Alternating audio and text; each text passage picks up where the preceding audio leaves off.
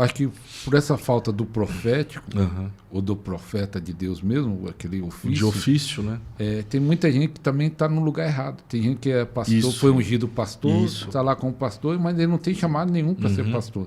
Vocês talvez já conhecem pessoas assim. Que Isso meio que aconteceu com a gente também, né?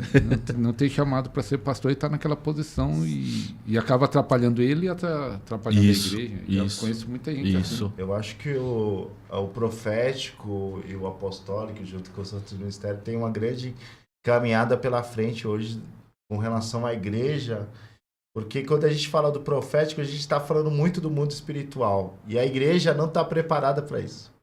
Né? Se você começa a falar muito do mundo espiritual, a igreja vai falar, esse pastor aí tá meio, esse profeta aí tá meio doido. Tá usando, né? alguma coisa. Tá usando, tá usando assim, alguma coisinha.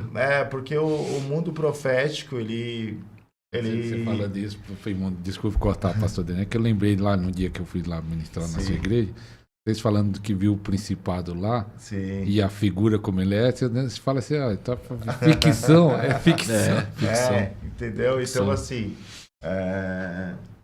são coisas desse tipo que você vê o mundo profético, quer dizer, o reino de Deus, né, onde as pessoas estão acessando, você vê muitas pessoas acessando, mas assim, as pessoas que estão acessando, muitas vezes, não é pessoas que deveriam acessar.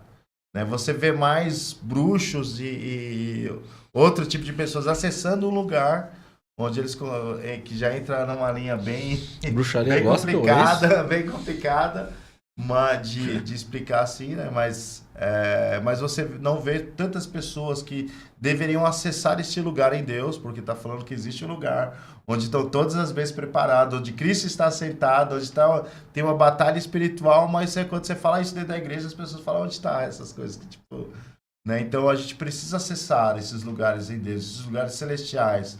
Onde estão as bênçãos de Deus que estão realmente preparadas para cada um de nós? Onde Cristo está sentado. Quer dizer, se nós somos herdeiros e co-herdeiros de todas as promessas já estão lá. Como eu faço para acessar essas promessas? Então tem lugares... Agora entrou numa questão boa. Uma questão boa que eu faço a pergunta, já aproveitando esse gancho aí. Porque tem muitos irmãos, isso no modo geral, não citando igreja, no Brasil inteiro, debaixo de opressão, sofrendo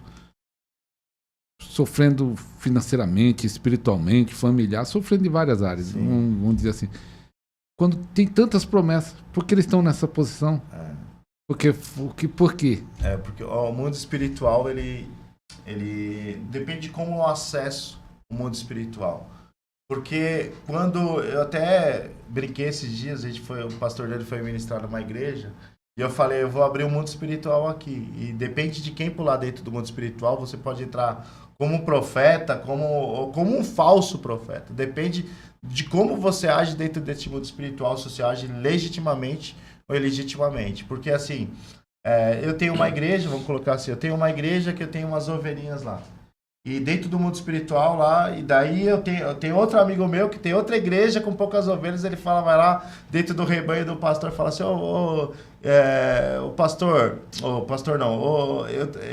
vem pro meu ministério aqui, que no meu ministério você vai crescer mais, você vai ter mais estrutura, né? Quer dizer, ou seja, dentro daqui parece que tá tudo bem, mas dentro do mundo espiritual não tá tudo bem. Porque eu tô entrando... Dentro do mundo espiritual, eu estou sendo ilegítimo. Eu estou roubando, né, a ovelha que é do meu irmão. O que acontece dentro do mundo espiritual é que a gente acha que a gente está fazendo coisas aqui, mas a gente não está preocupado com o efeito, né? Com o efeito disso dentro de um reino espiritual. O que está acontecendo? Onde tem um tribunal, né, as cortes celestiais, onde tem, né, as recâmaras de Deus lá, onde você entra, onde você acessa um lugar onde você vai ser curado emocionalmente nas recâmaras, onde você vai entrar no tribunal, onde você vai ser julgado espiritualmente. Só que as pessoas não acessam e vão fazendo coisas. E isso vai dentro desse mundo espiritual. Quando ela entra dentro desse mundo espiritual, ela tá lá cheia de rapinas dentro, né? O inimigo já posou, já fez o ninho, já colocou ovo, já fez um monte de coisa lá, e a pessoa acha, não, eu tô servindo a Deus, eu vou na igreja todos os dias, eu entro tal hora na igreja, saio tal hora, daí aquela oração que faz todos os dias aquela oração repetitiva de todos os dias. Daí a pessoa, né, quando entra, as pessoas perguntaram, né, porque a gente tem quarta-feira que chama Casa Profética de Oração.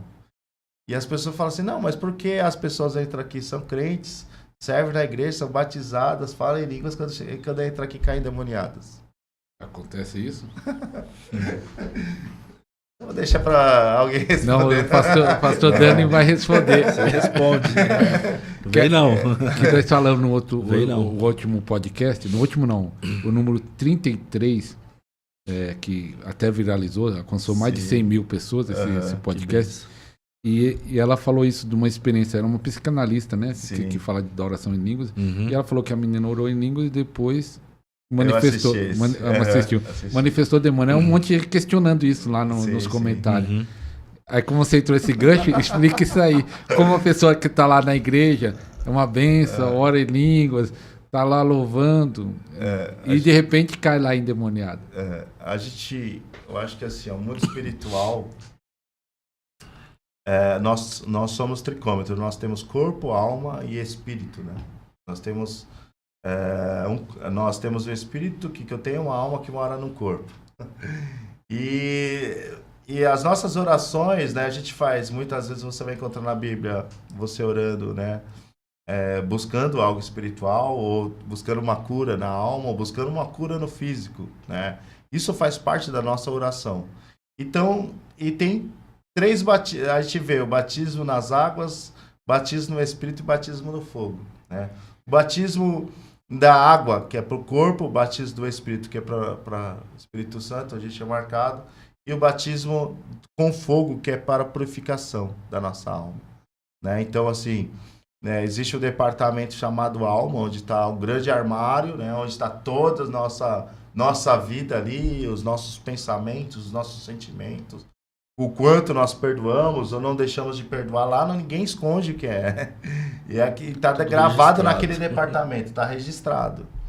Então, se a gente não entra para limpar esse departamento, né, se ele fica sujo há muito tempo, né, entram outros convidados ali e começam a atuar dentro dessa área. Daí existe o departamento da alma, existe o departamento do espírito. A pessoa fala em línguas, então está relacionado ao departamento do espírito, né? Ela ali até tem uma vida ali, vamos dizer, religiosa, de cumprindo, né? Mas na sua alma ainda está... Então vamos dizer assim. O ministério da libertação é fundamental. Muitas pessoas estão presas em feitiçaria, presas em maldições familiares, presa no pecado, no vício. E Deus está levantando uma geração forte para libertar os que estão cativos, porque a Bíblia fala: para isso se manifestou o Filho de Deus, para desfazer as obras do diabo. Então Deus está levantando a sua igreja para libertar os que estão presos, e Deus quer levantar a sua vida, Deus quer levantar o seu ministério. O tempo está acabando, estamos nas últimas horas, nos últimos minutos. Deus quer levantar um ministério de libertação forte. Por isso, aproveita agora, aproveita esse super promoção, super oferta, 10 e-books sobre cura e libertação. Aproveita enquanto há tempo, aproveita essa oferta, link na descrição, vai durar pouco tempo.